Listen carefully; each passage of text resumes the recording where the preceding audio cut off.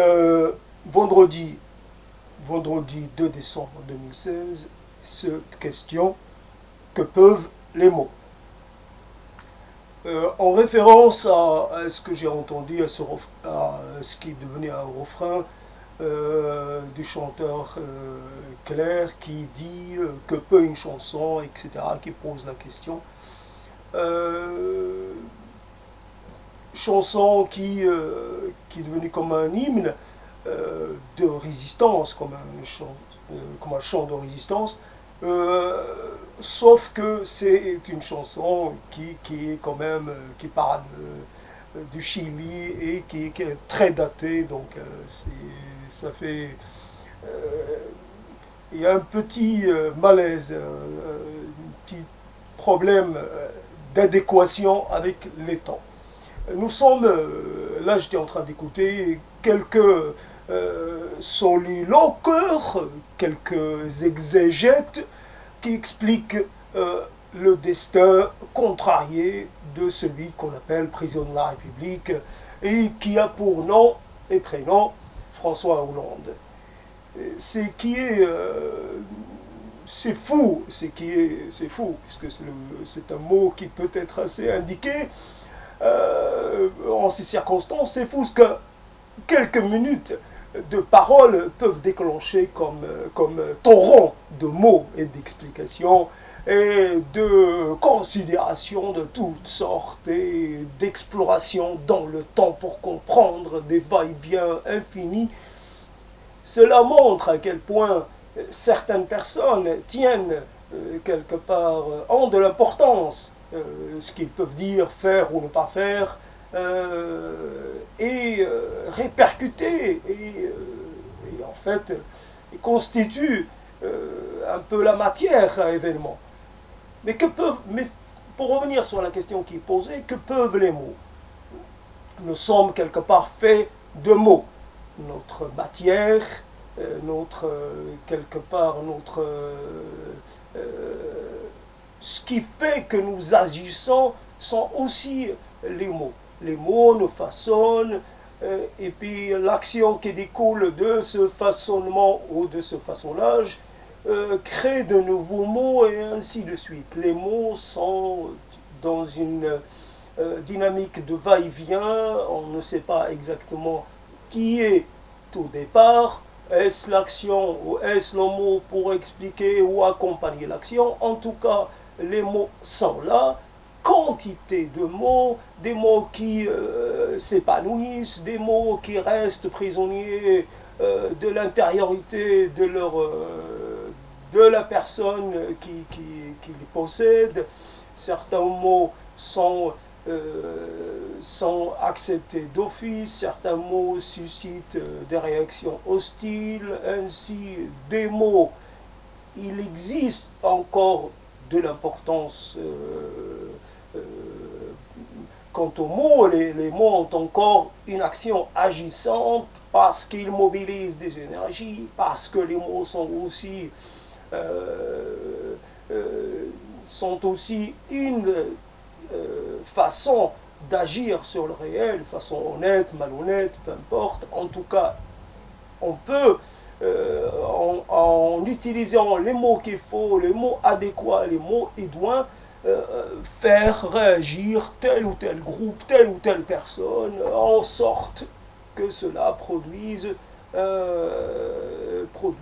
un effet recherché, etc., etc. Que peuvent les mots? Fondamentalement, c'est, je pense, au mot d'une personne. Voilà, une personne qui serait un peu dans une position fragilisée. Que peuvent ces mots quand elles est face à des forces? Nous sommes, peu importe notre rang, peu importe notre situation personnelle, nous sommes face à des forces qui souvent nous dépassent. Les forces du nombre, les forces de la nature, les forces de l'instinct, les forces de la quelque part de l'esprit du temps, de ce qui est en fait de l'idéologie du temps, de la dispositif social du temps. Nous sommes pris dans des dans une complexité qui nous gouverne finalement. L'individu a peu d'importance, a peu de possibilités d'agir pour faire en sorte d'infléchir le cours des événements en sa faveur, si ce n'est sur des éléments très périphériques. Nous pouvons à certains moments agir et cette action va avoir des répercussions sur le long terme, sur notre vie, mais ça ne concerne que notre vie en propre et ça ne va pas très loin. Nous participons de quelque chose qui est plus grand que nous, qui sera toujours plus grand que nous, qui sera toujours impossible à dominer, impossible à gérer. Nous pouvons avoir une action sur le court, le moyen terme. Nous pouvons constituer un groupe, agir, changer, ce qu'on appelle le cours de l'histoire. Cependant, l'histoire se moque de nos actions et fondamentalement certaines choses, comme un retour à l'équilibre, notre action se dilue à certains moments dans le cours un peu intemporel du temps, dans le cours un peu indifférent du temps. Le temps, voilà, l'élément important, c'est la pérennité de notre action. Où le temps fait des faits de manière assez naturelle. Le temps fait et défait. Et certaines choses ont besoin, en prennent un peu plus de temps que d'autres pour être réduites à néant, mais le fait est que c'est le néant qui va finir par avoir le dernier mot, si je puis dire, puisque je parle de mots. Donc voilà, c'est une belle retombée, retour à la proposition qui est que peuvent les mots. Évidemment, le choix des mots est important pour obtenir un effet intéressant, un effet positif. Selon les circonstances, il faut choisir tel ou tel mot. Il faut défendre sa cause par un enchaînement de mots. Il faut faire une sélection entre les mots. Et sélectionner les mots, c'est quelque part discriminer certains désirs, certains aspects de soi. Nous devons être dans une certaine sélectivité au niveau des mots par lesquels nous nous adressons les uns aux autres, les mots par lesquels nous exprimons nos ressentis.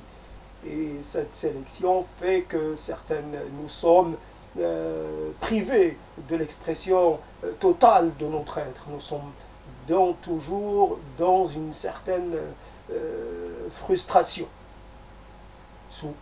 Il y a aussi le fait qu'il y a des choses qu'on ressent, que nous ressentons, mais que nous n'avons pas les mots qu'il faut pour pouvoir les décrire, les présenter.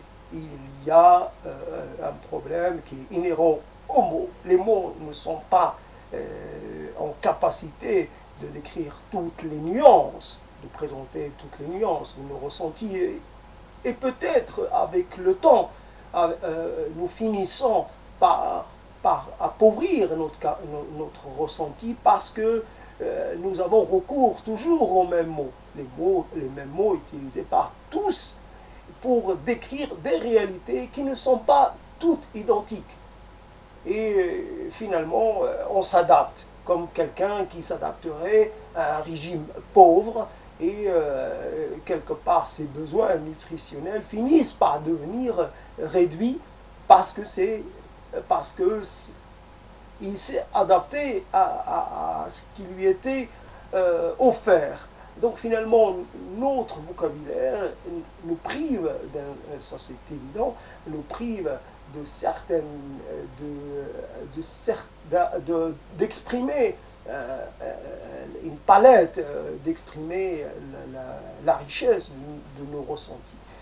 Et l'étendue certainement assez conséquente de ce ressenti. Et finalement, nous avons toujours des mots qui sont laissés de côté. Nous avons un fond de mots qui ne trouvent pas leur usage, qui ne trouvent pas le moment adéquat pour être utilisés. Les mots finissent par perdre de leur intérêt, finissent par perdre de leur pertinence. Le temps fait que plus ça va, plus nous sommes en retrait, nous sommes quelque part, nous nous contenons, nous avons cet effort de contenance, nous replions sur nous-mêmes et nous laissons de côté l'extérieur parce que l'extérieur est nous oblige à cela. L'extérieur n'est pas toujours dans une capacité d'écoute souhaitée. La qualité de l'écoute, la qualité de la réaction est souvent assez décevante. Et nous sommes dans que peuvent les mots. Les mots, fondamentalement, cela dépend des situations, cela dépend des instants, cela dépend des circonstances, certaines circonstances. Le problème, c'est aussi au niveau des mots, nous sommes quelque part un peu dans l'impossibilité de percevoir en quoi nous sommes dans une certaine vraie communication. Nous avons ce désir et ces mots qui peuvent des fois être en décalage total avec la réalité des autres.